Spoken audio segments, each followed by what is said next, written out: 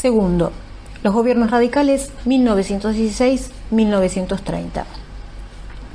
Hipólito Yrigoyen fue presidente entre 1916 y 1922, año en que lo sucedió Marcelo T. de Alvear. En 1928 fue reelegido Yrigoyen para ser depuesto por un alzamiento militar el 6 de septiembre de 1930. Pasarían 59 años antes de que un presidente electo transmitiera el mando a su sucesor, de modo que esos 12 años en que las instituciones democráticas comenzaron a funcionar regularmente resultaron a la larga un periodo excepcional.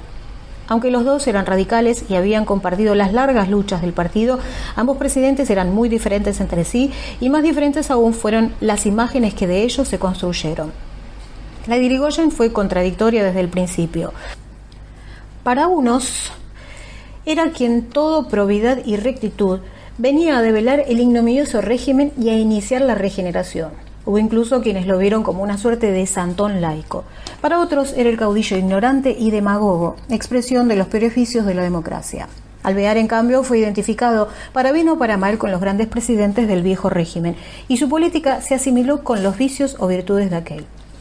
Tan disímiles como fueran sus estilos personales, unos y otros debieron afrontar problemas parecidos y sobre todo el doble desafío de poner en pie las flamantes instituciones democráticas y conducir por los nuevos canales de representación y negociación las demandas de reforma de la sociedad que el radicalismo de alguna manera había asumido. Esa orientación reformista no era exclusiva de la Argentina. En Uruguay la había encarnado desde 1904 el presidente Batlle y Ordóñez, así como desde 1920 lo haría Arturo Alessandri en Chile. En México, con alternativas mucho más dramáticas, la revolución estallada en 1910 y consolidada en 1917 había emprendido igualmente una profunda transformación del Estado y la sociedad, mientras que otros movimientos reformistas, como la peruana Alianza Popular Revolucionaria Americana, APRA, aunque no llegaron a triunfar, conmovieron a algunos de los regímenes oligárquicos o dictatoriales que en general predominaban en América Latina. En todos los casos, los reclamos de participación política se relacionaban con mejoras en la situación de los distintos sectores sociales. Ese mandato y esa voluntad reformista, que sin duda caracterizaron al radicalismo y que habían surgido en el proceso de expansión previa, se desarrollaron en circunstancias marcadamente distintas e infinitamente más complejas que aquellas que ambos imaginaron. La Primera Guerra Mundial, particularmente, modificó todos los datos de la realidad: la economía, la sociedad, la política o la cultura. Enfrentado con una situación nueva, no resultaba claro si el radicalismo tenía respuestas o siquiera si estaba preparado para imaginarlas. La guerra misma constituyó un desafío y un problema difícil de resolver. Inicialmente, Yrigoyen mantuvo la política de Victorino de la Plaza, su antecesor. La neutralidad benévola hacia los aliados suponía continuar con el abastecimiento de los clientes tradicionales y además concederles créditos para financiar sus compras. En 1917, Alemania inició con sus temibles submarinos el ataque contra los buques comerciales neutrales, empujando a la guerra a Estados Unidos, que pretendió arrastrar consigo a los países latinoamericanos. La Argentina había resistido tradicionalmente las apelaciones del panamericanismo, una doctrina que suponía la identidad de intereses entre Estados Unidos y sus vecinos americanos. Pero el hundimiento de 3 barcos mercantes por los alemanes movilizó una amplia corriente de opinión a favor de la ruptura, que era impulsada por los estadounidenses y entusiastamente apoyada por los diarios La Nación y La Prensa. Las opiniones se dividieron de un modo singular. El ejército, cuya formación profesional era germana, tenía simpatías por Alemania, mientras que la marina se alineaba por Gran Bretaña. La oposición conservadora era predominantemente rupturista, al igual que la mayoría de los socialistas, aunque en abril de 1917 se produjo entre ellos una decisión que, siguiendo a la Unión Soviética, adhirió al neutralismo. Los radicales estaban muy divididos en torno a esta cuestión, que prefiguraba futuras fracturas, y dirigentes destacados como Leopoldo Melo o Alvear se manifestaron a favor de Inglaterra y Francia, mientras Yrigoyen, casi tosudamente, defendió una neutralidad que, si no lo enemistaba con los aliados europeos, lo distanciaba de Estados Unidos. Yrigoyen tuvo varias actitudes de hostilidad hacia ese país. En 1919 ordenó que una nave de guerra saludara el pabellón de la República Dominicana, ocupada por los marines estadounidenses, y en 1920 se opuso al diseño que el presidente Wilson había hecho de la Liga de las Naciones. También había proclamado el 12 de octubre, aniversario del viaje de Colón, como Día de la Raza, oponiendo al panamericanismo la imagen de una Hispanoamérica que excluía a los vecinos anglosajones. Fue una decisión de fuerte valor simbólico que entroncaba en una sensibilidad social difusa en sus formas, pero hondamente arraigada. El sentimiento antiestadounidense había venido creciendo desde 1898, cuando la Guerra de Cuba inauguró la fase fuerte de su expansionismo y conducía por oposición a la postulación de algún tipo de identidad latinoamericana. En esta actitud, los motivos tradicionales se mezclaban con los más avanzados y progresistas. José Enrique Rodó, un escrito de profunda influencia, había identificado en Ariel a Estados Unidos con el materialismo, contraponiéndolo al espiritualismo hispanoamericano. Irigoyen se unió a quienes, poniendo distancia del cosmopolitismo dominante, encontraban esa identidad en la común raíz hispana, mientras que otros distinguieron el filibusterismo depredador de los yanquis del más tolerable imperialismo, discreto y civilizador de los británicos. En otros ámbitos, el sentimiento antiestadounidense se vinculó con las ideas socialistas, como en el caso de Manuel Ugarte, que en 1924 escribió La Patria Grande. La postulación de una unidad latinoamericana militante contra el agresor fue reforzada por la Revolución Mexicana. En 1922, con motivo de la visita del mexicano José Vasconcelos, José Ingenieros y otros intelectuales progresistas impulsaron una unión latinoamericana que recogía los motivos del antiimperialismo también presentes en otro movimiento de dimensión latinoamericana, la Reforma Universitaria. Crisis social y nueva estabilidad. En esta dimensión fuertemente simbólica y declarativa, el gobierno radical pudo dar respuestas originales y acordes con las nuevas expectativas, pero no ocurrió lo mismo cuando debió enfrentar problemas más concretos como los que suscitó en la sociedad la Primera Guerra Mundial. Las condiciones sociales, que ya eran complicadas en el momento de su estallido, se agravaron luego por las dificultades del comercio exterior y de la retracción de los capitales. En las ciudades se sintió la inflación, el retraso de los salarios reales, los de los empleados públicos incluso sufrieron rebajas y la fuerte desocupación. La guerra perjudicó las exportaciones de cereales y particularmente la del maíz, y en las zonas rurales agravó la situación ya deteriorada de los chacareros y también la de los jornaleros. Se conformó así un clima de conflictividad que se mantuvo más o menos latente mientras las condiciones fueron muy adversas para los trabajadores, pero que empezó a manifestarse plenamente desde 1917, apenas comenzaron a notarse en la economía signos de reactivación. Se inició entonces un ciclo breve pero violento de confrontación social que alcanzó su momento culminante en 1919 y se prolongó hasta 1922 o 1923. Esa ola de convulsiones se desarrollaba de manera parecida en todo el mundo occidental, recogiendo los ecos primero de la Revolución Soviética de 1917 y luego de los movimientos revolucionarios que estallaron apenas terminó la guerra en Alemania, Italia y Hungría. La impresión de que la revolución mundial era inminente operó en ciertas medidas como ejemplo para los trabajadores, pero mucho más lo hizo como revulsivo para las clases propietarias. La revolución se mezcló con la contrarrevolución y entre ambas hirieron de muerte a las democracias liberales. En medio de la crisis de valores desatada en la posguerra, estas fueron ampliamente cuestionadas por distintos tipos de ideologías y de movimientos políticos, que iban desde las dictaduras lisas y llanas, como la establecida en España en 1923 por el general Primero de Rivera, hasta los nuevos experimentos autoritarios de base plebiscitaria, como el iniciado en Italia en 1922 por Benito Mussolini, cuyas formas novedosas ejercieron una verdadera fascinación. Las huelgas comenzaron a multiplicarse en las ciudades a lo largo de 1917 y 1918, impulsadas sobre todo por los grandes gremios del transporte, la Federación Obrera Marítima y la Federación Obrera Ferrocarrilera, cuya fuerza se incrementaba por su capacidad de obstaculizar y paralizar el embarque de las cosechas, un recurso que usaron y dosificaron con prudencia. Conducidos por el grupo de los sindicalistas que dirigían la Federación Obrera Regional Argentina, FORA, del 9º Congreso para distinguirla de la FORA del 5º anarquista, tuvieron éxito en buena medida por la nueva actitud del gobierno que abandonó la política de represión lisa y llana y obligó a las compañías marítimas y ferroviarias a aceptar su arbitraje. Coincidieron así una actitud sindical que combinaba la confrontación y la negociación y otra del gobierno que mediante el simple recurso de no apelar a la represión armada creaba un nuevo equilibrio y se colocaba en posición de árbitro entre las partes. Los éxitos iniciales fortalecieron la posición de la Fora sindicalista, cuyos afiliados aumentaron notablemente en los años siguientes y que impuso su estrategia de confrontación limitada. No obstante, la predisposición negociadora del gobierno no se manifestó en todos los casos y, según ha señalado David Rock, parecía dirigirse especialmente a los trabajadores de la capital, potenciales votantes de la Unión Cívica Radical, UCR, en un distrito en el que ésta dirimía una dura confrontación con los socialistas, pero no se extendía ni hacia los sindicatos con mayoría de extranjeros ni a los trabajadores de la provincia de Buenos Aires. Así, la huelga de los frigoríficos de 1918 fue enfrentada con los tradicionales métodos de represión, despidos y rompehuelgas que también se aplicaron en 1918 a los ferroviarios, cuando su acción traspasó los límites de la prudencia y amenazó el vital embarque de la cosecha.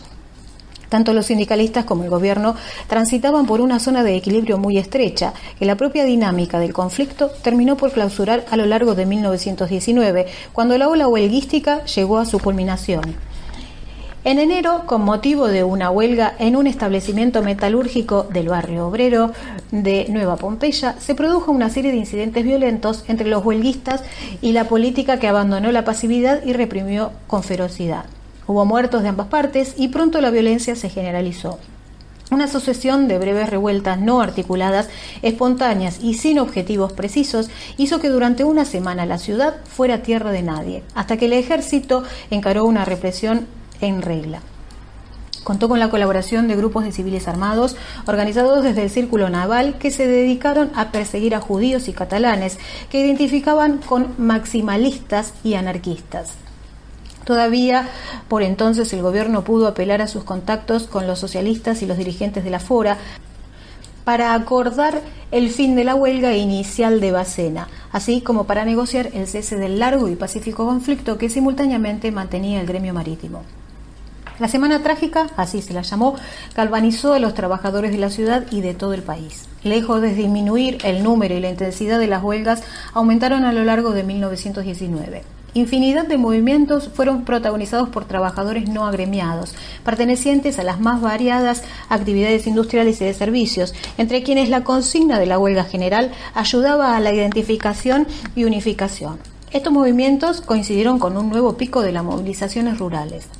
Los chacareros, que dirigidos por la Federación Agraria Argentina mantenían desde 1912 sus reivindicaciones por las condiciones de los contratos, encararon nuevas huelgas, empujados por las difíciles condiciones creadas por la guerra. Su movilización coincidió con la de los jornaleros de los campos y de los pueblos rurales, generalmente movilizados por los anarquistas, aunque los chacareros procuraron diferenciarse de ellos con claridad. Pese a que los radicales habían simpatizado con ellos en 1912, el gobierno fue poco sensible a sus reclamos y en 1919, acusando a los maximalistas, encaró una fuerte represión. En 1919 marcó una inflexión en la política gubernamental hacia estos movimientos de protesta. Hasta entonces, una actitud algo benévola y tolerante, acompañada de la no utilización de los recursos clásicos de la represión, el envío de tropas, los despidos, la contratación de rompehuelgas, había bastado para ampliar el espacio de manifestación de la conflictividad acumulada y para equilibrar la balanza, hasta entonces sistemáticamente favorable a los patrones. Es probable que en la acción de Irigoyen se combinaran, junto con mucho de cálculo político, una actitud más sensible a los problemas sociales y una idea del papel arbitral que debía asumir el Estado y quizá él mismo. Pero esa nueva actitud estuvo lejos de materializarse en instrumentos institucionales, pese a la manifiesta voluntad negociadora de las direcciones sindicales. Los avances realizados a principios del siglo, cuando se creó el Departamento de Trabajo o se propuso el Código del Trabajo, no se continuaron y el Poder Ejecutivo no supo idear mecanismos más originales que la recurrencia, igual que en 1850, a la acción arbitral del jefe de policía, responsable desde tiempo inmemorial de los problemas laborales.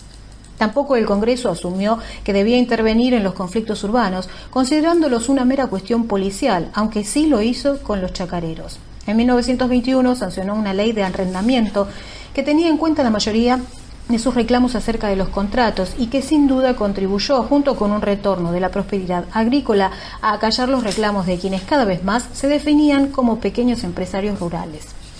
Luego de la experiencia de 1919 y fuertemente presionado por unos sectores propietarios reconstituidos y galvanizados, el gobierno abandonó sus veleidades reformistas y retomó los mecanismos clásicos de la represión, ahora con la colaboración de la Liga Patriótica, que en 1921 alcanzaron incluso a la Federación Marítima, el sindicato con el que Irigoyen estableció vínculos más fuertes y durables.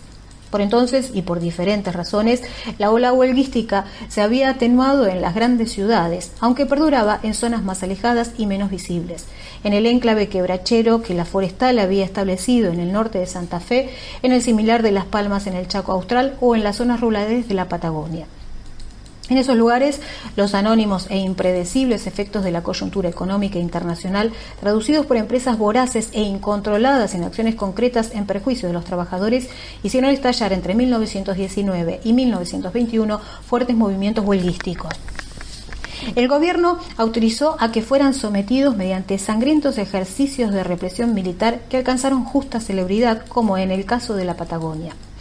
La experiencia de 1919 tuvo profundos efectos entre los sectores propietarios. Derrotados en 1916, conservaron inicialmente mucho poder institucional, que Irigoyen fue minando en forma paulatina, y todo su poder social, pero estaban a la defensiva, sin ideas ni estrategia para hacer frente a un proceso político y social que les desagradaba, pero que sabían legítimo por la democracia. En 1919, los fantasmas de la Revolución Social los despertaban bruscamente. La Liga Patriótica Argentina, fundada en las calientes jornadas de enero, fue la primera expresión de su reacción. Concluyeron en ella los grupos más diversos: la Asociación del Trabajo, una institución patronal que suministraba a obreros rompehuelgas, los clubes de élite como el Jockey, los círculos militares, la Liga se organizó en el Círculo Naval, o los representantes de las empresas extranjeras. Conservadores y radicales coincidieron y se mezclaron en los tramos iniciales. Su presidente, Manuel Carles, fluctuó durante su vida entre ambos partidos y el Estado le prestó un equívoco apoyo a través de la policía. Lo más notable fue la capacidad que la Liga demostró en ese annus mirabilis para movilizar vastos contingentes de la sociedad, reclutados en sus sectores medios para la defensa del orden y la propiedad y la reivindicación chauvinista del patriotismo y la nacionalidad, amenazada por la infiltración extranjera. También fue notable su capacidad para organizar gran número de brigadas que asumían las tareas de imponer el orden a palos, luego fueron muy activas en el medio rural, y para presionar al gobierno, que probablemente tuvo muy en cuenta la magnitud de las fuerzas polarizadas en torno de la Liga, cuando a lo largo de 1919 imprimió un giro sutil pero decisivo a su política social. La derecha tenía un nuevo impulso y un argumento decisivo, aunque todavía impreciso, contra la democracia. Voluntaria o involuntariamente, Irigoyen era sospechoso de subvertir el orden. Desde entonces cobraron forma una serie de tendencias ideológicas y políticas que circulaban ampliamente en el mundo de la contrarrevolución. La Liga aportó los motivos del orden y la patria. Los católicos combinaron el pensamiento social, capaz de competir con la izquierda, con el integrismo antiliberal, que empezó a difundirse a través de los cursos de cultura católica y cristalizó más tarde en la revista Criterio, fundada en 1928. Jóvenes intelectuales, como los hermanos Irasusta, difundieron las ideas de Maurras, y Leopoldo Lugones proclamó la llegada de la hora de la espada. Sin duda había discordancias en estas voces, y no menores. Lugones era declaradamente anticristiano, pero esto no preocupaba a su auditorio, que probablemente no tomaba demasiado en serio mucho de lo que oía, pero recogía en todas ellas un mensaje común: el rechazo a la movilización social y la crítica a la democracia liberal. La llegada al gobierno de Alvear en 1922 tranquilizó en parte a las clases propietarias. La mayoría volvió a confiar en las bondades de la democracia liberal y patricia, pero el nuevo discurso siguió operando en ámbitos marginales. Mientras tanto, fueron otras poderosas instituciones las encargadas de dar progresivamente fuerza al nuevo movimiento, unificar sus acciones, dotarlas de legitimidad y también reclutar sostenedores más allá de los propios sectores propietarios. La Liga Patriótica se dedicó al humanitarismo práctico, organizando escuelas para obreras y movilizando a las señoritas de la alta sociedad. Mucho más importante fue la acción de la Iglesia, que en 1919, en el pico de la crisis, organizó la Gran Colecta Nacional, destinada a movilizar a los ricos e impresionar a los pobres. Ese año fueron unificadas todas las instituciones católicas que actuaban en la sociedad, con tendencia y propuestas diversas dentro de la Unión Popular Católica Argentina. Un ejército laico comandado unificadamente por los obispos y los curas párrocos, quienes organizaron una guerra en regla contra el socialismo, compitiendo palmo a palmo en la creación de bibliotecas, dispensarios, conferencias y obras de fomento y caridad. Tareas estas en las que los activistas reclutados en los altos círculos sociales adquirían la conciencia de su alta misión redentora. Sintomáticamente, la Iglesia, cada vez más reacia a las instituciones democráticas, clausuraba la posibilidad de crear un partido político. El ejército, por último, que había sido organizado desde principios del siglo sobre bases estrictamente profesionales, empezó a interesarse en la marcha de los asuntos políticos, quizá molesto por la forma en que Irigoyen lo empleaba para abrir o cerrar la válvula del control social, y quizá también preocupado por el uso que el presidente hacía de criterios políticos en el manejo de la institución. Lo cierto es que la desconfianza de Irigoyen fue creando las condiciones para hacerlo receptivo a las críticas más generales al sistema democrático, que con fuerza creciente se escuchaban en la sociedad. El antiliberalismo que nutría todas estas manifestaciones resultó eficaz como arma de choque, como discurso unificador y como bandera de combate. Pero la reconstitución de la derecha política no se agotó en esto. No escapaba a nadie que no podía volverse a 1912, que el mundo había cambiado mucho desde la Gran Guerra y que era necesario volver a discutir cuál era el lugar de la Argentina, qué papel debía cumplir el Estado en los conflictos sociales, cómo podían articularse los distintos intereses propietarios y muchas cuestiones más acerca de las cuales el gobierno de Irigoyen no parecía demasiado urgido en aportar soluciones novedosas.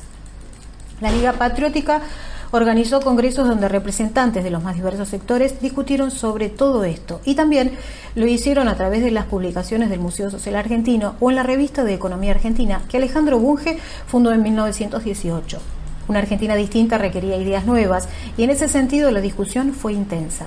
Es posible incluso que en ese clima algunos jóvenes militantes del Partido Socialista, con una sólida formación de raigambre marxista en cuestiones económicas y sociales, pensaran que los marcos del partido eran demasiado estrechos. ¿Hasta qué punto eran justificados los terrores de la derecha? La ola de huelgas, que culminó entre 1917 y 1921, había sido formidable, pero no estaba guiada por un propósito explícito de subversión del orden, sino que expresaba de manera ciertamente violenta la magnitud de los reclamos acumulados durante un largo periodo de dificultades de la Argentina hasta entonces opulenta. Por otra parte, entre quienes podían presentarse como conductores de ese movimiento, los que propiciaban dicha subversión, los anarquistas y luego los comunistas, solo tenían una influencia marginal e ínfima. Las direcciones y orientaciones más fuertes correspondían a la corriente de los sindicalistas y a los socialistas, y ambos bregaban tanto por reformas limitadas en un orden social que aceptaban en sus rasgos básicos como sobre todo por encontrar los mecanismos y los ámbitos de negociación de los conflictos. Los sindicalistas, reacios a la acción política partidaria, apostaron a la negociación entre los sindicatos y el Estado, un camino que ya había sido propuesto desde el Estado antes de 1916 y que, retomado por Irigoyen, debió ser abandonado en la convulsión de 1919. Aunque ciertamente se mantuvo como tendencia para reaparecer en forma espectacular al fin de la Segunda Guerra Mundial. El Partido Socialista, fundado en 1896 y de una fuerza electoral considerable en la capital, también estaba lejos de posturas de ruptura. De acuerdo con lo que eran las líneas dominantes en Europa, el socialismo era visto como la coronación y el perfeccionamiento de la democracia liberal, como la última instancia de una modernización que debía remover obstáculos tradicionales.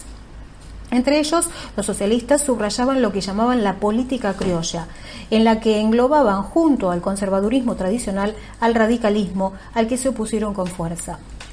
El Partido Socialista tuvo escasa capacidad para arraigar en los movimientos sociales de protesta. Algunos éxitos entre los chacareros de la Federación Agraria no compensaron su escasísimo peso entre los gremialistas, que aunque votaron a los socialistas, preferían seguir a los sindicalistas. El socialismo apostó todas sus cartas a las elecciones y reunió en la capital un importante caudal de votos con el que compitió exitosamente con los radicales, pero a costa de diluir lo que quizá hubieran sido reclamos específicos de los trabajadores dentro de un conjunto más amplio de demandas, que incluía a los sectores medios. Esto dejaba libre un espacio a su izquierda, por el que compitieron diversos grupos, sobre todo luego del remesón de la guerra y la Revolución Soviética. Pacifistas, partidarios de la Tercera Internacional y de la Unión Soviética, confluyeron finalmente en el Partido Comunista, que durante los años 20 tuvo escasísimo peso, aunque cosechó muchas simpatías entre los intelectuales. Pero otras tendencias progresistas, de alguna manera emparentadas con el leninismo, emergieron en el antiimperialismo de esa época y en el pensamiento de la reforma universitaria. Los socialistas apostaron a la acción legislativa y a la posibilidad de crear en el Congreso un ámbito de representación. Pero había en el partido una incapacidad casi constitutiva para establecer alianzas o acuerdos, y aunque impulsaron algunas reformas legislativas, no lograron dar forma a una fuerza política vigorosa, capaz de equilibrar a la derecha reconstituida o siquiera de precisar los puntos centrales del conflicto que se avecinaba. Su otra apuesta fue a largo plazo, la ilustración de la clase obrera, que según suponían se esclarecería en el contacto con la ciencia.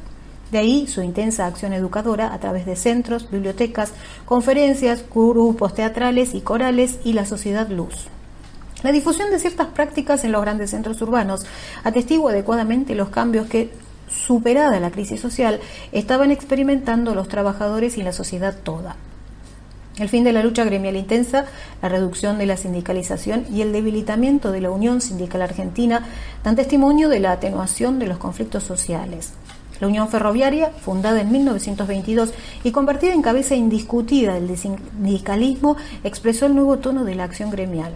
Un sindicato fuertemente integrado, dirigido en forma férrea y centralizada, negoció de manera sistemática y orgánica con las autoridades. Descartó la huelga como instrumento y obtuvo éxitos sustanciales. Por su parte, el Estado manifestó la voluntad de avanzar en una legislación social, sancionada en su mayoría durante la presidencia de Alvear, que suponía a la vez el pleno reconocimiento del actor gremial. Propuesta de regímenes jubilatorios para empleados de comercio y ferroviarios, regulación del trabajo de mujeres y niños y establecimiento del 1 de mayo, convertido en un conciliador Día del Trabajo como feriado nacional. Más allá de las coyunturas y de las revulsiones, la sociedad argentina venía experimentando cambios profundos, que maduraron luego de la guerra y que explican este apaciguamiento. Aunque luego del conflicto se reanudó la inmigración, la población ya se había nacionalizado sustancialmente. Los hijos argentinos ocuparon el lugar de los padres extranjeros.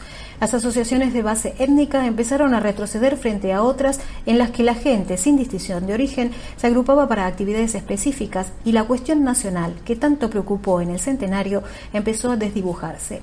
La acción sistemática de la escuela pública había generado una sociedad fuertemente alfabetizada y con ella un público lector nuevo, quizá no demasiado entrenado, pero ávido de materiales. Crecieron los grandes diarios con linotipos y rotativas. En 1913, Crítica, que respondía a ese nuevo público y a la vez lo moldeaba, revolucionó las formas periodísticas y otra vez lo hizo desde 1928 El Mundo.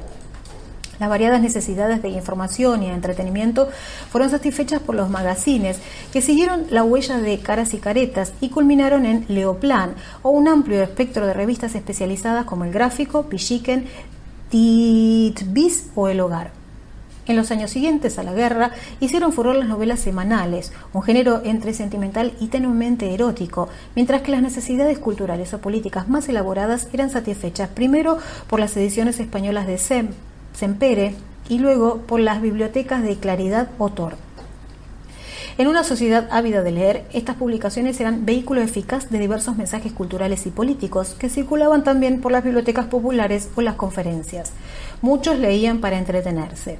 Otros buscaban capacitarse para aprovechar las múltiples oportunidades laborales nuevas, pero otros muchos lo hacían para apropiarse de un caudal cultural tan variado que incluía desde Platón hasta Fyodor Dostoyevsky, que hasta entonces había sido patrimonio de la élite y de las clases más establecidas.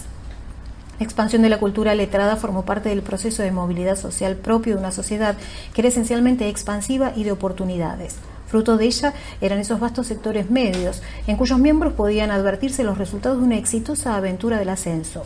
Los chacareros establecidos, que se identificaban como pequeños empresarios rurales, o los pequeños comerciantes o industriales urbanos, de entre quienes surgían algunos grandes nombres o fortunas importantes. Junto a ellos, una nube de empleados, profesionales, maestras o doctores, pues ese título siguió siendo la culminación en la segunda o quizá la tercera generación de esta carrera en la que la fortuna no podía separarse del prestigio. Quizá por eso la universidad constituyó un problema importante para esta sociedad en expansión. Y la reforma universitaria, un movimiento que estalló en Córdoba en 1918 y se expandió por el país y por toda América Latina, fue una expresión de esta transformación. Las universidades, cuyo propósito dominante se basaba en formar profesionales, era por entonces socialmente elitista y académicamente escolástica. Muchos jóvenes estudiantes quisieron abrir sus puertas, participar en su dirección, remover las viejas camarillas profesionales, instaurar criterios de excelencia académica y de actualización científica, y vincular la universidad con los problemas de la sociedad. La agitación estudiantil fue muy intensa y coincidió con lo más duro de la crisis social entre 1918 y 1922, al punto que muchos pensaron que era una expresión más de aquella. Otros advirtieron que se trataba de un reclamo tolerable. Los reformistas recibieron el importante apoyo de Irigoyen. Lograron en muchos casos que se incorporaran representantes estudiantiles al gobierno de las universidades, que se desplazara a alguno de los profesores más tradicionales y que se introdujeran nuevos contenidos y prácticas. También elaboraron un programa de largo plazo que desde entonces sirvió de bandera a la actividad política estudiantil, un espacio que a partir de ese momento sirvió de antesala para la política mayor. El reformismo universitario fue más que una teoría, un sentimiento, expresión de un movimiento de apertura social e intelectual que servía de aglutinante a las ideologías más diversas, desde el marxismo hasta el idealismo, pero que se nutrió sobre todo del antiimperialismo latinoamericano, todavía difuso, y de la misma Revolución Rusa, con su apelación a las masas. Se vinculó con otras vertientes latinoamericanas, creando una suerte de hermandad estudiantil, e inyectó un torrente nuevo y vital en los movimientos políticos progresistas. Pero además expresaba algunas tendencias hacia las que la nueva sociedad era particularmente sensible. A pesar de que avanzando en la década de 1920 los movimientos sociales contestatarios estaban en declinación y de que la fuerte movilidad social desalentaba los enfrentamientos de clase por entonces dominantes en Europa, hubo en esta sociedad una fuerte corriente reformista. Concluyeron en ella diversas experiencias de cooperación y cambio, desde la de los chacareros aglutinados en sus cooperativas hasta la de las sociedades de fomento en los nuevos barrios urbanos, que se alimentaron con las corrientes del pensamiento social y progresista de Europa y dieron el tono a una actitud reflexiva y crítica acerca de la sociedad y sus problemas. Esta actitud se fue plasmando en una cierta idea de la justicia social, probablemente alimentada a su vez desde fuentes ideológicas más tradicionales, como la de la Iglesia, pero igualmente preocupadas por la necesidad de adaptar las instituciones a una sociedad en cambio. Se trataba de una idea aún imprecisa que no alcanzó a concretarse en una representación política eficaz, pero que circulaba también en el mundo de los trabajadores. Ellos mismos, influidos por la movilidad social y por las imágenes que ella creaba, se identificaban cada vez en menor medida con aquel sector segregado de la sociedad que a principios del siglo inquietaba a los intelectuales. No era fácil distinguir fuera del trabajo a un obrero ferroviario de un empleado o a su hija de una maestra. En las grandes ciudades y en las áreas rurales prósperas se estaba constituyendo una sociedad más caracterizada por la continuidad que por los cortes profundos. La aspiración al ascenso individual y a la reforma social fue solo un aspecto de esa nueva cultura que caracterizaba a estos sectores populares, entre trabajadores y medios. Los cambios en la forma de vida estaban modelando nuevas ideas y actitudes que resultaron perdurables. El acceso a la vivienda propia cambió la idea del hogar y ubicó a la mujer, liberada de la obligación de trabajar, en el centro de la familia, que pronto se reuniría en torno del aparato de radio. Por un movimiento complementario, las hijas aspiraron a trabajar en una tienda o en una oficina, a estudiar y también a una creciente libertad sexual. Una cierta holgura económica y la progresiva reducción de la jornada de trabajo, que además del domingo empezó a incluir el sábado inglés, aumentaron el tiempo libre disponible. Ello explica el éxito de bibliotecas, conferencias y lecturas, pero también el desarrollo de una gama muy variada de ofertas para llenarlo.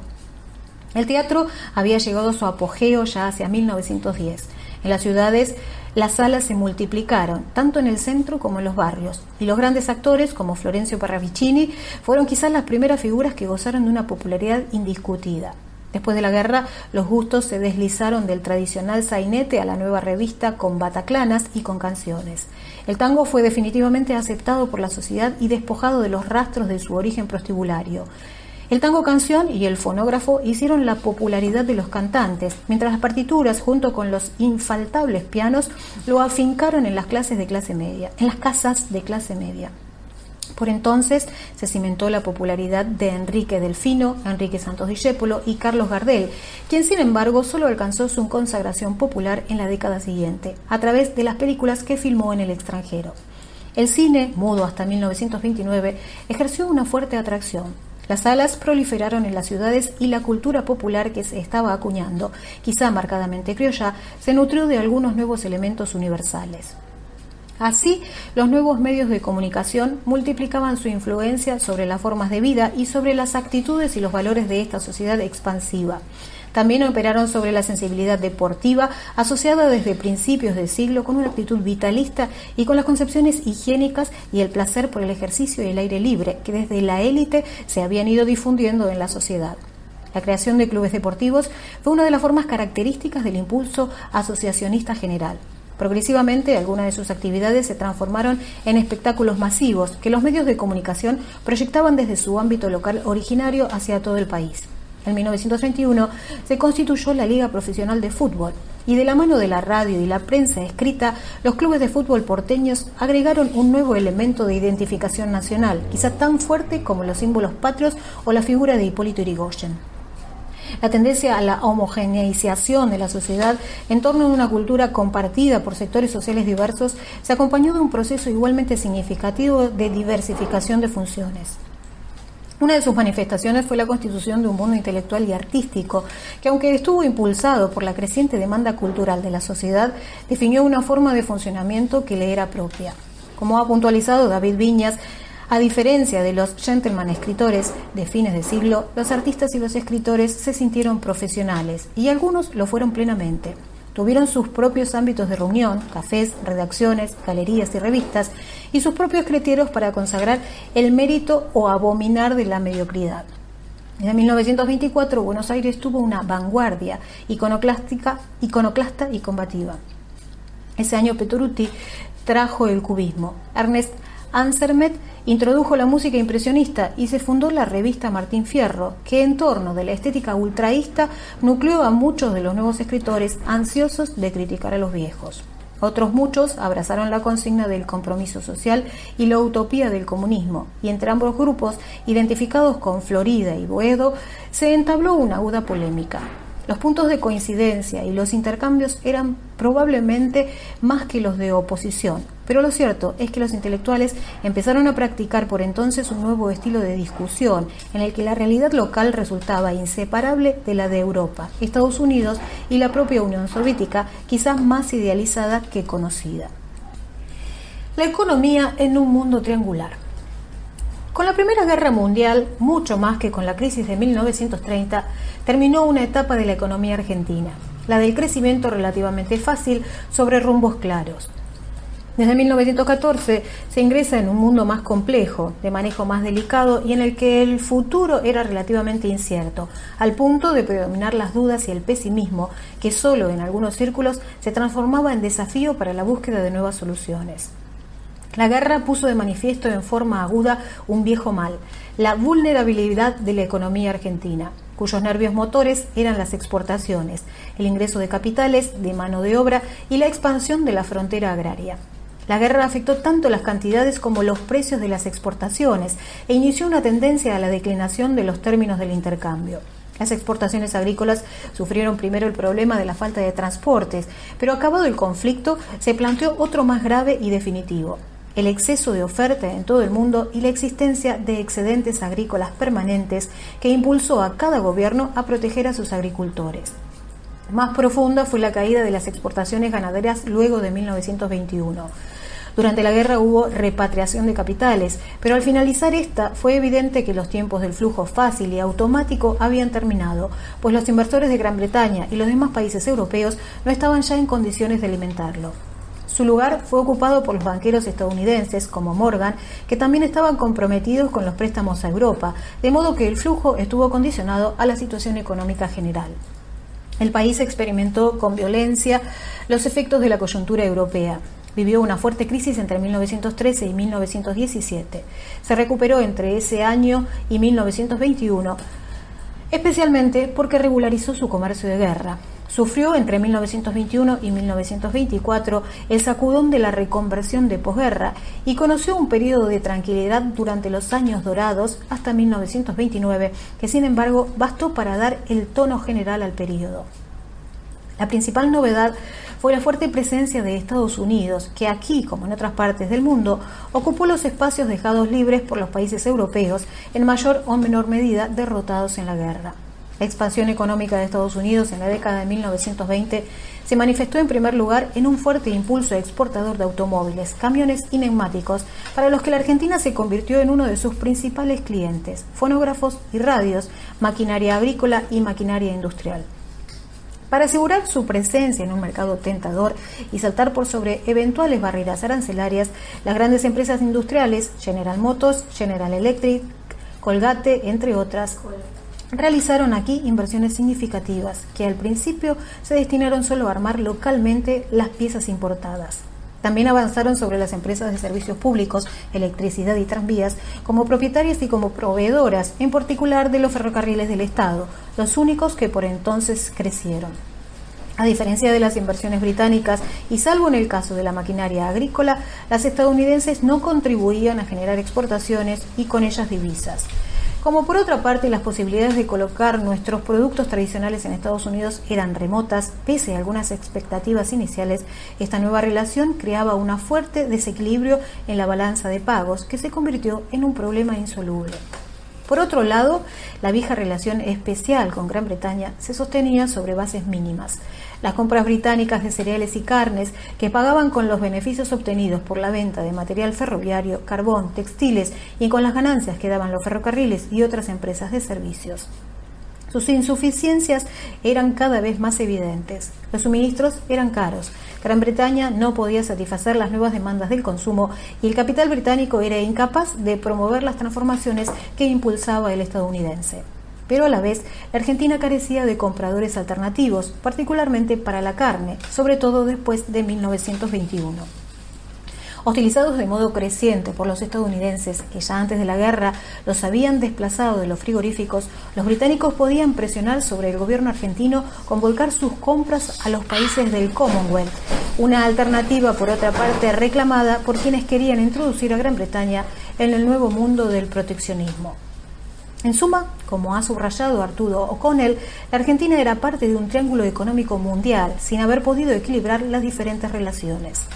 Manejarse entre las dos potencias requería un arte del que el gobierno de Irigoyen pareció escaso, mientras que el de Alvear fue al respecto más imaginativo y sutil, aunque tampoco encontró la solución a los problemas de fondo, que probablemente no la tenían.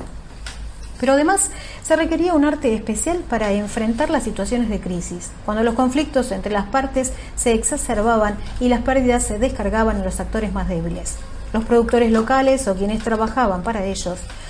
Desde 1912 se habían conocido este tipo de tensiones en la agricultura. Desde 1921 se manifestaron en un punto mucho más sensible y que afectaba a intereses más poderosos, la ganadería. Gracias a las ventas de carne enlatada, los años finales de la guerra fueron excelentes y beneficiaron no solo a los ganaderos de la zona central, sino a los de las zonas marginales y hasta a quienes criaban ganado criollo. La situación cambió bruscamente a fines de 1920, cuando los gobiernos europeos, que habían estado haciendo stock, cortaron sus compras y los precios y volúmenes se derrumbaron. Las mayores pérdidas fueron sufridas por los ganaderos de las zonas más distantes, mientras quienes poseían las tierras de invernada y suministraban el ganado fino para ser enfriado y para el que se conservó una cuota, lograron sortear en partes las dificultades. La crisis, que terminó de definir la diferenciación entre criadores e invernadores, desató conflictos que en épocas de bonanza se disimulaban, frente a los cuales el gobierno de Irigoyen reaccionó tarde y mal. En 1923, por presión de los criadores y con el respaldo del presidente Alvear, el Congreso sancionó un conjunto de leyes que los protegían, en desmedro tanto de los consumidores locales como de los frigoríficos. La oposición de estos y de sus voceros políticos, los socialistas, fue de escasa significación, pero la resistencia de los frigoríficos resultó demoledora. Interrumpieron sus compras y en pocos meses obligaron al gobierno a suspender las leyes sancionadas. El episodio probó el enorme poder de los frigoríficos y de los grandes ganaderos directamente asociados con ellos, que resultó confirmado poco después. En los primeros años de la posguerra, los ganaderos se ilusionaron con la posibilidad de colocar sus productos en Estados Unidos, lo que hubiera solucionado al menos en parte el problema de la balanza desfavorable, pero a fines de 1926 el gobierno de aquel país, con el argumento del peligro de la fiebre aftosa, decidió prohibir cualquier importación de la Argentina. Gran Bretaña esgrimió una amenaza similar, logrando de los aterrorizados hacendados la aceptación de que la vuelta al bilateralismo era la única solución, para ellos y para el país. La sociedad rural invitó ahora a restringir en general la presencia estadounidense en la economía y lanzó la consigna de comprar a quien nos compra, lo que implicaba defender las importaciones y las inversiones británicas y hacer pagar sus costos al conjunto de la sociedad. Las cuestiones relacionadas con la agricultura despertaban menos preocupaciones, pese a que como consecuencia de la crisis ganadera hubo un notable vuelco hacia esa actividad. La frontera agropecuaria pampeana se estabilizó en 50 millones de hectáreas. La agricultura creció en ella enormemente, así como su papel en las exportaciones. Se inició entonces un largo periodo de estabilidad, una suerte de meseta sin el crecimiento espectacular previo, pero también sin los problemas y el estancamiento posteriores a 1940. La expansión se proyectó en esos años hacia las zonas no pampeanas, en las que el gobierno, impulsado por el ministro Le Breton, encaró una vigorosa empresa de colonización que absorbió los excedentes de población rural pampeana, así como nuevos contingentes migratorios. De esta manera, entraron en producción la zona frutícola del Valle del Río Negro, la yerbatera de Misiones y, sobre todo, la región algodonera del corazón del Chaco, que habría de tener importancia decisiva en el futuro crecimiento de la industria textil. Los observadores no se engañaban acerca de esta calma, pues para todos estaban visibles los límites que suponía tanto un mercado mundial cada vez más difícil como el fin de las ventajas comparativas naturales por el cierre de la frontera agropecuaria y el encarecimiento de la tierra.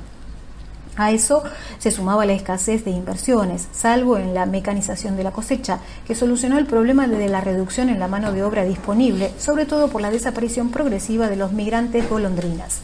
La pauta de conducta que hacía preferible mantener la liquidez del capital y oscilar entre distintas posibilidades de inversión, acuñada en la etapa anterior y amplificada por la diversificación de la economía, que hasta entonces había impulsado eficazmente el crecimiento, dejó de cumplir esa función en las nuevas condiciones del mercado mundial. Tulio Alperindongui señaló esa conciencia incipiente de los males y a la vez la escasa propensión a hacer algo para enfrentarlos de parte de una sociedad que en cambio empezaba a interesarse en la cuestión industrial. La guerra había tenido efectos fuertemente negativos sobre la industria que se había constituido en la época de la gran expansión agropecuaria, dependiente en buena medida de materias primas o combustibles importados. No pudo aprovechar las condiciones naturales de protección creadas por el conflicto. Pero apenas este concluyó, comenzó una sostenida expansión que se prolongó hasta 1930, caracterizada por la diversificación de la producción, que alcanzó así a nuevas zonas del consumo. Los contemporáneos atribuyeron una buena medida estos cambios a la elevación de los aforos aduaneros, establecida por Alvear en 1923. Pero probablemente fueron las ya citadas inversiones estadounidenses el principal factor de esa expansión, que alentó también inversiones locales. Entre otros casos similares, Bunge-Born, la principal casa exportadora de granos, instaló por esos años la fábrica de pinturas Alba y en la década siguiente la textil Grafa. En buena medida, las nuevas industrias se equiparon con maquinaria estadounidense. Mientras Estados Unidos trataba de conquistar simultáneamente un mercado apetecible y parte de las divisas generadas por las exportaciones a Gran Bretaña, los sectores propietarios locales comenzaron a deslizarse hacia una actividad que parecía más dinámica que las tradicionales. Por entonces, el tema de la industria empezó a instalarse en el debate y constituyó el eje del discurso del más lúcido buceador de la economía argentina de entonces, Alejandro Bunge, inspirador de la reforma arancelaria de Alvear.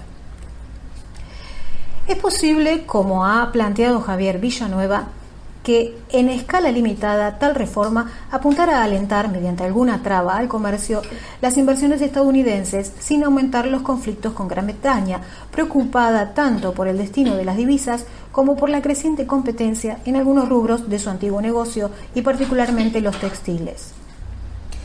De este modo, la incipiente corriente industrialista agregó un nuevo elemento al debate central sobre las relaciones entre nuestro país y sus dos metrópolis, y de momento al menos quienes vislumbraban en el crecimiento industrial el cambio del futuro carecieron de peso para imponer sus convicciones.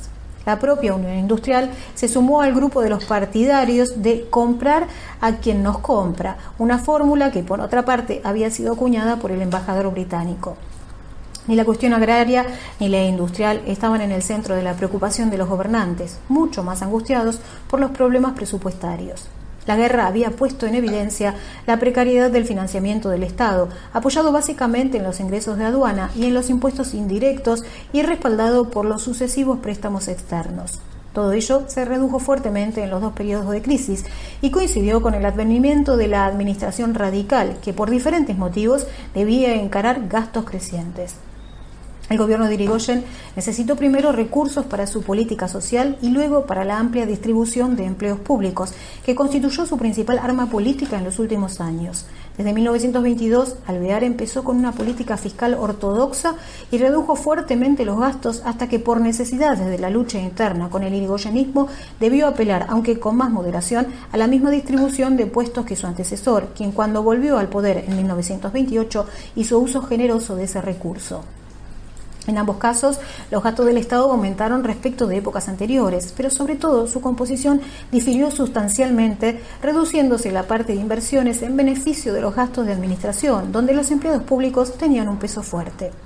En cualquier caso, era claro que el Estado debía buscar otra forma de financiar sus gastos. Inspirándose en reformas similares emprendidas en Francia e Inglaterra, Irigoyen propuso en 1918 un impuesto a los ingresos personales. El Congreso prácticamente no lo trató entonces ni en 1924, cuando Alvear insistió en la idea. En cambio, hubo un amplio debate en aquellos círculos donde se estaban discutiendo las cuestiones del futuro y Alejandro Bunge, entusiasta sostenedor de la idea, le consagró un amplio espacio en la Revista de Economía Argentina. Se trató de una discusión elevada y principista, donde se analizaban las cuestiones de libertad, equidad y justicia social que por entonces se debatían en Europa. Es posible que allí se generara el consenso que luego llevó a su rápida aprobación en 1931, luego ya de la crisis y de la caída de Irigoyen. Pero por entonces las razones del bloqueo parlamentario fueron más pedestres. Los opositores se negaban a cualquier legislación que diera al presidente más recursos que, según suponían, se volcarían en menesteres electorales. Difícil construcción de la democracia. El frustrado debate fiscal ejemplifica las dificultades para constituir un sistema democrático eficiente, en el que las propuestas pudieran discutirse racionalmente y donde los distintos poderes se contrapesaran en forma adecuada. La reforma electoral de 1912 proponía a la vez ampliar la ciudadanía, garantizar su expresión y asegurar el respeto de las minorías y el control de la gestión. En ninguno de estos aspectos los resultados fueron automáticos o siquiera satisfactorios. Respecto de la participación electoral, la masa de inmigrantes siguió sin nacionalizarse, de modo que los varones adultos que no votaban eran tantos o más que los que podían hacerlo. Esta cuestión solo se resolvió de manera natural con el tiempo y el fin de la inmigración. Pero incluso entre los posibles votantes la participación no fue masiva. En 1912, quizá por efecto de la novedad, alcanzó el 68% en todo el país. Pero enseguida cayó a algo más del 50%, tocando fondo en 1924 con el 40%. Solo en 1928, con la elección plebiscitada de Irigoyen, repuntó espectacularmente con valores que desde entonces se mantuvieron en torno al 80%. Concedida antes que conseguida, la ciudadanía se constituyó lentamente en la sociedad. Las múltiples y diversas asociaciones de fines específicos que la cubrieron, desde las fomentistas urbanas hasta las cooperativas rurales, contribuyeron a la gestación de experiencias primarias de participación directa y al desarrollo de las habilidades que, por otra parte, la política requería: hablar y escuchar, convencer, ser convencido y, sobre todo, acordar. También contribuyeron a otra experiencia importante: la gestión ante las autoridades, la mediación entre las demandas de la sociedad y el poder político. Funciones similares cumplieron los comités o centros creados por los partidos políticos, que fueron cubriendo densamente a la sociedad a medida que la práctica electoral se convertía en rutina. En buena medida funcionaba en el viejo estilo: un caudillo repartía favores, tanto mayores cuanto más directa fuera su conexión con las autoridades, y esperaba así poder influir en el voto de los beneficiados. Los radicales, naturalmente, pudieron expandir, gracias al apoyo oficial, esta red clientelar que de todos modos ya habían constituido en el llano. El propio gobierno utilizó los comités para desarrollar algunas políticas sociales masivas que, aunque tenían claras finalidades electorales, apuntaban a una nueva concepción de los derechos ciudadanos. La carne barata o carne radical y también el pan o los alquileres. En cierto modo, sobre todo entre los socialistas, apuntaban a la educación y a la integración del ciudadano y su familia en una red de sociabilidad integral, capacitación, entretenimiento, cultura. Pero en todos los casos contribuyeron a desarrollar las capacidades políticas. En ese ambiente se formó el nuevo ciudadano, educado y consciente de sus derechos y de sus obligaciones, y de manera progresiva se fue revelando la dimensión política de todas las actividades, de modo que gradualmente la brecha entre la sociedad y el Estado se fue cerrando. El crecimiento de los partidos da la medida del arraigo de la nueva democracia. La Unión Cívica Radical fue el único que alcanzó la dimensión del moderno Partido Nacional y de Masas. Templado en una larga oposición y constituido para enfrentarse al régimen, pudo funcionar eficazmente aún lejos del poder. Basado en una extensa red de comités locales, se organizó escalonadamente hasta llegar a su convención y su comité nacional. Una carta orgánica fundamentaba su organización y su doctrina era ni más ni menos la de la Constitución, como gustaba de subrayar Irigoyen. Pero además el partido demostró una preocupación muy moderna por adecuar sus ofertas a las cambiantes demandas de la gente. Quizás la expresión más acabada de su modernidad fue su capacidad para suministrar una identidad política nacional, la primera y la más arraigada, en un país cuyos signos identificadores comunes eran todavía escasos. Pero esa modernidad se asentaba en elementos muy tradicionales. Toda la compleja organización institucional pesaba poco frente al liderazgo de Irigoyen y en la identificación de sus seguidores el partido se fundía con su figura. Caudillo silencioso y recatado, que se mostraba poco y que jamás hablaba en público, empezó luego a estimular una suerte de culto a su persona. El país se llenó de sus retratos, de medallones, de mates con su imagen, en los que la gente identificó al presidente con un apóstol o un mesías. El Partido Socialista también tenía una organización formal y cuerpos orgánicos, y además tenía un programa, pero carecía de dimensión nacional, pues aunque logró algún arraigo en Mendoza, Tucumán o Buenos Aires, casi toda su fuerza estaba concentrada en la capital. Allí, gracias a la penetración de su red de centros y a su éxito en ofrecer una alternativa de control al gobierno, compitió palmo a palmo con el radicalismo y lo venció a menudo. El Partido Demócrata Progresista, por su parte, arraigó entre los chacareros del sur de Santa Fe y de Córdoba, así como en la ciudad de Rosario. Junto con los temas agrarios desarrolló los de la limpieza electoral y tuvo un cierto peso en la capital. Los partidos de derecha solo se constituyeron en el nivel provincial, aunque el Partido Conservador de la provincia de Buenos Aires ejerció un liderazgo reconocido y pudieron ponerse de acuerdo para las elecciones presidenciales. No se llegó a estructurar una fuerza nacional estable, quizá porque tradicionalmente esto se había logrado a través de la autoridad presidencial. En las elecciones nacionales la UCR obtuvo algo menos de la mitad de los votos, aunque en 1928, cuando Irigoyen fue plebiscitado, se acercó al 60%. Los conservadores reunidos obtuvieron entre el 15 y el 20% y los socialistas entre el 5 y el 10%, con excepción de 1924, el año de la mayor abstención, en que ascendieron al 14%. Los demócratas progresistas tuvieron una evolución similar, aunque con cifras algo menores.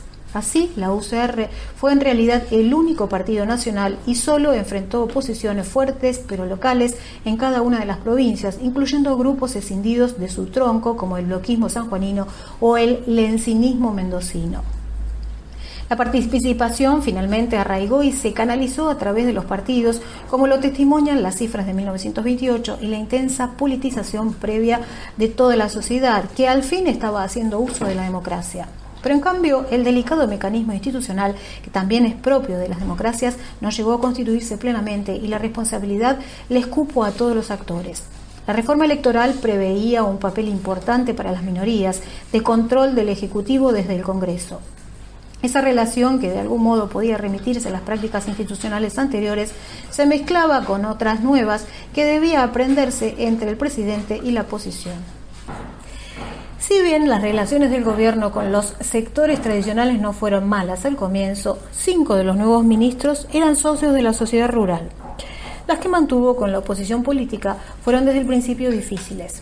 Irigoyen comenzó su gobierno con un parlamento hostil, al igual que la mayoría de los gobiernos provinciales, y buena parte de su estrategia se dirigió a aumentar su escueto poder.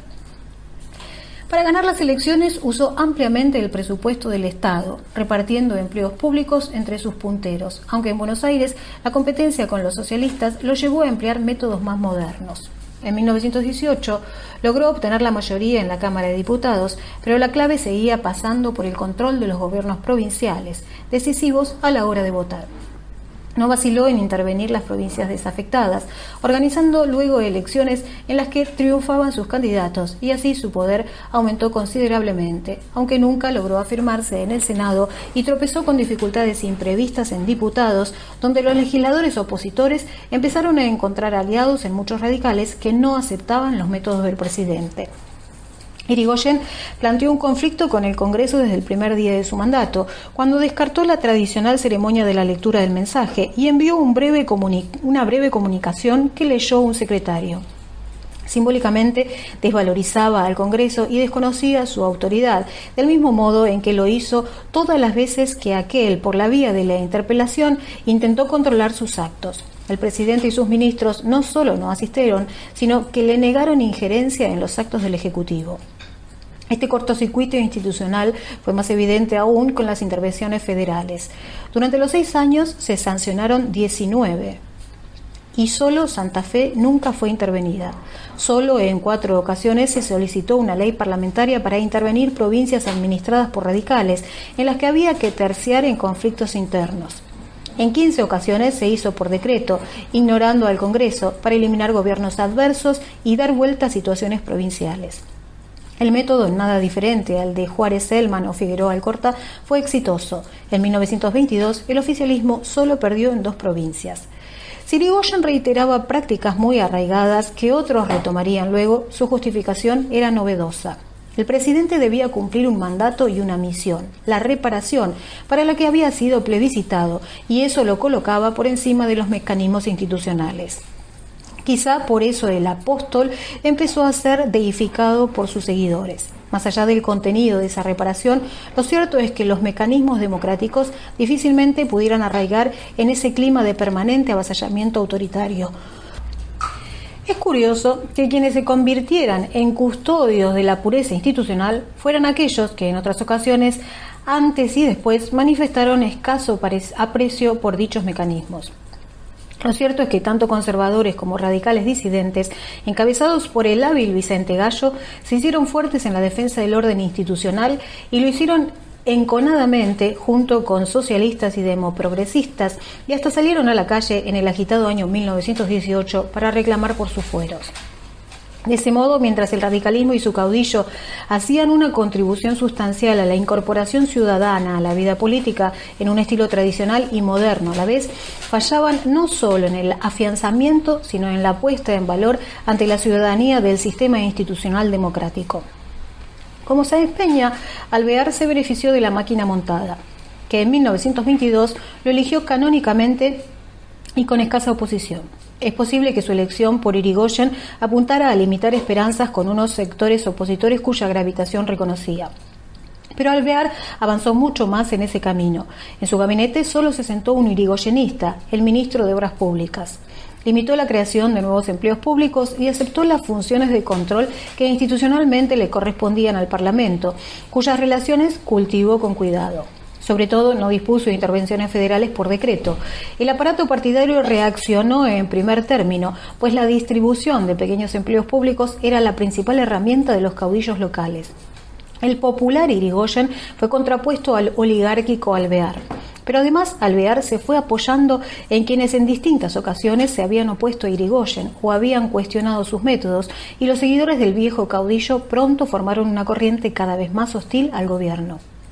A fines de 1923, Alvear pareció inclinarse decididamente por el grupo opositor, al nombrar ministro del Interior a Vicente Gallo, quien junto con Leopoldo Melo encabezaba la corriente denominada antipersonalista. La división del radicalismo se profundizó. En 1924 presentaron listas separadas y pronto constituyeron dos partidos diferentes. La disputa verbal fue muy intensa. Unos eran genuflexos por su obediencia incondicional al jefe y otros contubernistas, según una nueva y afortunada palabra que calificaba los acuerdos entre los antipersonalistas conservadores y socialistas. El ministro Gallo quiso recurrir a los viejos y probados métodos para desplazar a los irigoyenistas, dar empleos a los partidarios e intervenir gobiernos provinciales adversos, pero Alvear no quiso abandonar hasta tal punto sus principios. En julio de 1925 fracasó en el Congreso un proyecto de intervención a Buenos Aires que era clave para la estrategia de Gallo y este renunció al ministerio. Desde entonces, Alvear quedó en el medio del fuego cruzado entre antipersonalistas que solo pudieron arraigar firmemente en Santa Fe y los irigoyenistas que hicieron una elección muy buena en 1926 y ganaron posiciones en un Congreso convertido en ámbito de combate de las dos fracciones. La polarización fue extrema y al grupo anti-irigoyenista se sumaron sectores provinciales disidentes como el lencinismo mendocino o el cantonismo sanjuanino, de fuerte estilo populista, solo unidos con sus socios por el odio al jefe radical. La derecha conservadora estaba por entonces totalmente volcada a impedir el retorno de Irigoyen, en quien veía encarnados los peores vicios de la democracia. Ya lo presentaban como el agitador social, ya como el caudillo autoritario, ya simplemente como la expresión de la chusma tosca e incompetente. Tal imagen era expuesta con diversos matices por La Nación o la prensa y para un público más popular por Crítica, convertida en centro de la campaña anti-irigoyenista. De momento, su oposición no suponía un cuestionamiento del régimen político, pues estaban decididos a jugar la carta electoral, reuniendo en un gran frente a toda fuerza hostil al caudillo, que incluía al grupo de socialistas que, encabezado por Antonio de Tomaso y Federico Pinedo, acababa de separarse del viejo partido para formar el Partido Socialista Independiente. A diferencia de 1916, la derecha política estaba segura de sus objetivos y del apoyo que tenía entre las clases propietarias, pero empezaba a manifestarse una ambigüedad acerca de los medios. Si la carta electoral fallaba, empezaba a pensarse, habría que jugar otra que de una u otra manera terminara con un régimen democrático que no aseguraba la elección de los mejores. En favor de esa postura actuaban distintos grupos políticos e ideológicos que, aunque minoritarios, habían contribuido a la nueva galvanización de la derecha. Desde la Nueva República, fundada en 1927, los jóvenes maurracianos, como los hermanos Rodolfo y Julio Irasusta o Ernesto Palacio, descargaban sus baterías contra el sufragio universal y la democracia oscura, que debía ser reemplazada por la segura dirección de un jefe, rodeado de una élite y legitimado plebiscitariamente. Pronto la Liga Republicana que formaron salió a la calle, aun cuando quedó claro que eran incapaces de revivir las movilizaciones de 1919.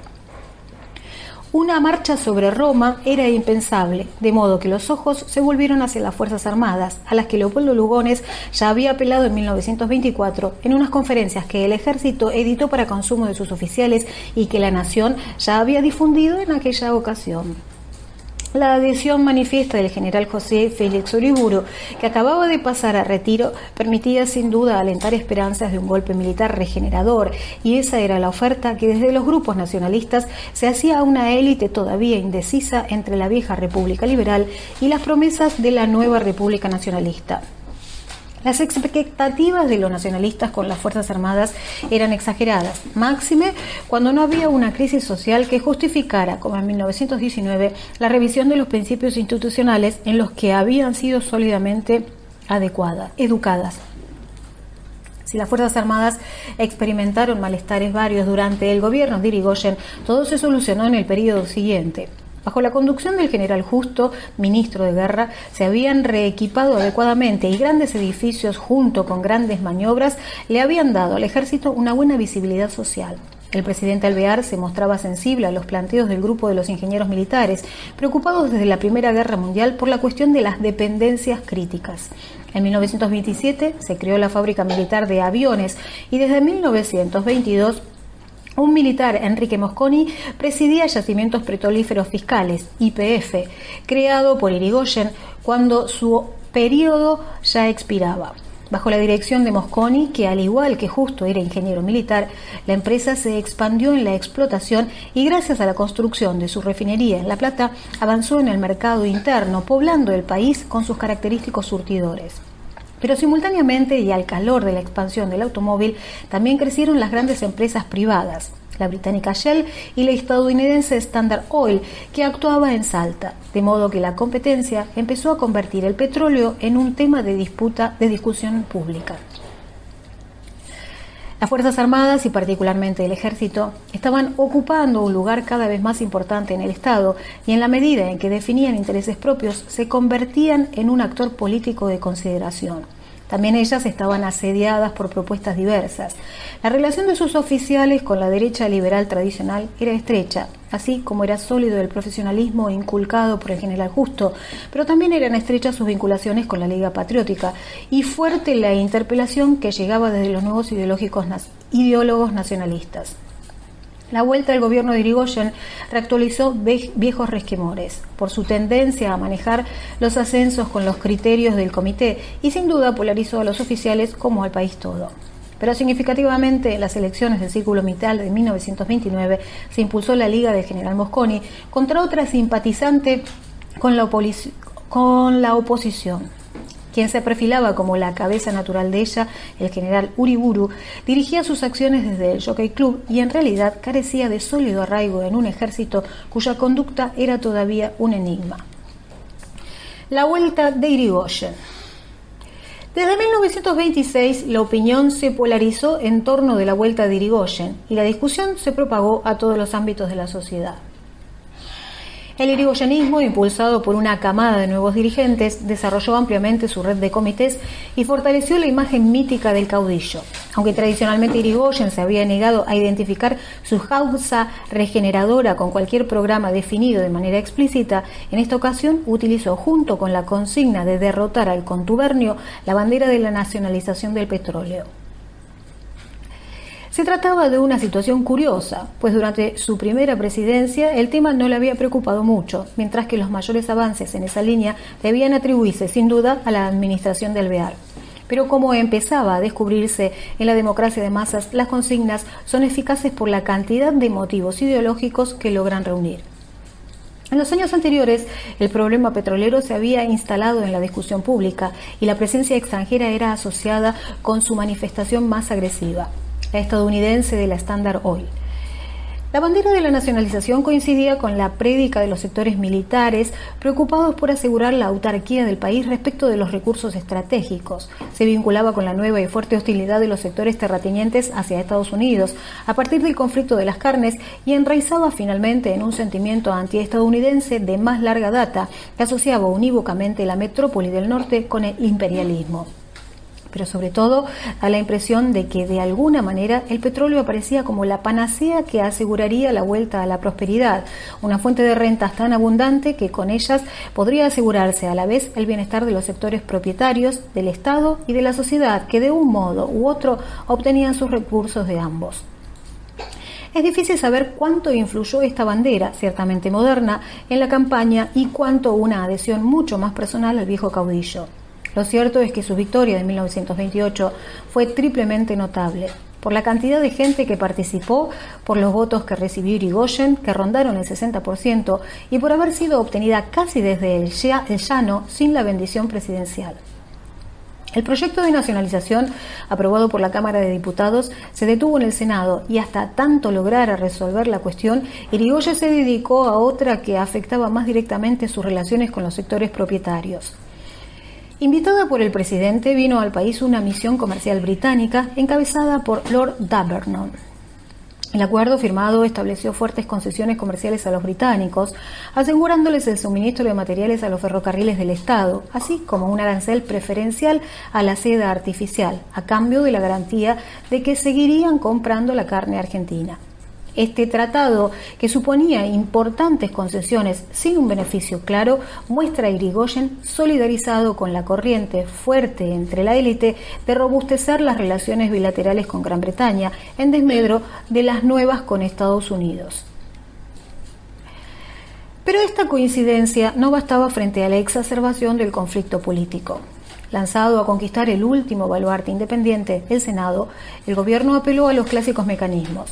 Amplio reparto de puestos políticos, con lo cual saldaba su deuda con el aparato partidario fiel durante los años de abstinencia, e intervención a gobiernos provinciales adversos. Esta vez le tocó a Santa Fe, baluarte antipersonalista, a Corrientes y sobre todo a Mendoza y a San Juan, donde se desató un largo conflicto institucional acerca de la aprobación de los diplomas de los senadores ya electos.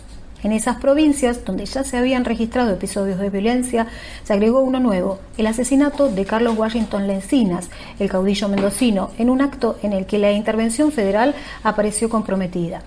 Es probable que la oposición, abrumada por los resultados electorales, ya hubiera desesperado de desalojar a Irigoyen por métodos institucionales y no apreciara en su real significación las consecuencias inmediatas de la crisis económica mundial, detallada en octubre de 1929. La caída de las exportaciones y el retiro de los fondos estadounidenses afectaron a las empresas ferroviarias y marítimas vinculadas con el comercio exterior y también al gobierno. La fuerte inflación, las reducciones de sueldos y los despidos se reflejaron inmediatamente en los resultados electorales. En marzo de 1930, y con el apoyo de la oposición toda, los socialistas independientes derrotaron en la capital tanto a los radicales como a los socialistas.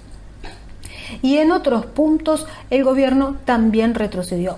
Sin embargo, a esa altura todas las voces de la oposición, desde crítica a la Liga Republicana o los estudiantes universitarios reformistas, clamaban por la caída del gobierno. La senilidad atribuida al presidente y su incapacidad para dar respuestas rápidas a la crisis, así como la pública lucha por su sucesión entre el vicepresidente Enrique Martínez y el ministro del Interior Elpidio González, daban un nuevo y contundente argumento a los opositores. Las discusiones giraban acerca de si se buscaría una solución institucional o si se apelaría a una intervención militar. Si con el nuevo gobierno se intentaría una reinstitucionalización según los moldes tradicionales o se había llegado a la ocasión de la nueva república, inspirada en alguno de los modelos que por entonces ofrecía Europa. Probablemente la élite oscilara entre ambas soluciones, una alentada por los dirigentes políticos y por el grupo de militares que seguía al general Justo y otra por los ideólogos nacionalistas que rodeaban al general Uriburu. Solo cuando ambos jefes se pusieron de acuerdo pudo producirse el golpe de Estado, el 6 de septiembre de 1930. La resistencia de las instituciones fue casi nula. El día anterior, Irigoyen había pedido licencia en su cargo, pero también las fuerzas movilizadas por los sublevados fueron escasas y su grueso estaba constituido por los bisoños cadetes del colegio militar. Igualmente, escasa fue la movilización a favor del presidente caído, que poco antes casi había sido plebiscitado. La indiferencia con que fue acogido el fin de una experiencia institucional sin duda importante obliga a una reflexión acerca de su consistencia. En buena medida, el proceso de democratización completó la larga etapa de apertura y expansión de la sociedad iniciada 5 décadas atrás y aparecía como su coronación natural. La incorporación creciente de sectores sociales cada vez más vastos a los beneficios de la sociedad establecida, que más allá de la crisis de 1917-1921 caracteriza este periodo, supuso finalmente una ampliación de la ciudadanía, inducida al principio desde el Estado, pero finalmente asumida por la sociedad, como lo testimonia el espectacular aumento de la participación hacia el fin del periodo. Pero a la vez era necesario traducir institucionalmente ese proceso, poner en marcha las prácticas requeridas y arraigarlas de tal modo que su ejercicio resultara natural.